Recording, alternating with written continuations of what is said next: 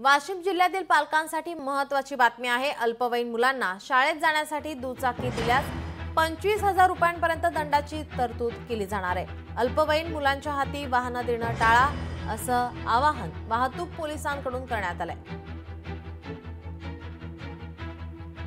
वाशिम जिल्ह्यातील पालकांसाठी महत्त्वाची बातमी। अल्पवयीन मुलांना शाळेत जाण्यासाठी दुचाकी दिल्यास आता कारवाई होणार। 25,000 रुपयांपर्यंत दंडाची तरतूद करण्यात येणार आहे। अल्पवयीन मुलांच्या हाती वाहन देणं टाळा, असं आवाहन आता वाहतूक पोलिसांकडून करण्यात येत आहे। आपले प्रतिनिधी गोपाळ व्यास आपल्यासोबत फोनलाईनवरून जोडलेत। गोपाळ, काय अधिकची माहिती?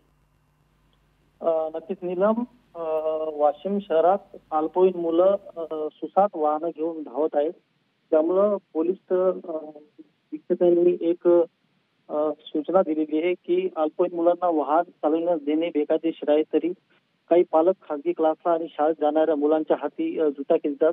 मुलांच्या हाती वाहने देणाऱ्या पालकांवर आता कडक कारवाई करण्यात येणार, त्यांना गुन्हा दाखल देखील करणार आहे आणि त्यांच्याकडून दंडाची वसुली देखील करण्यात येणार आहे। नीलम, धन्यवाद गोपाळ, आपण दिलेल्या माहितीसाठी।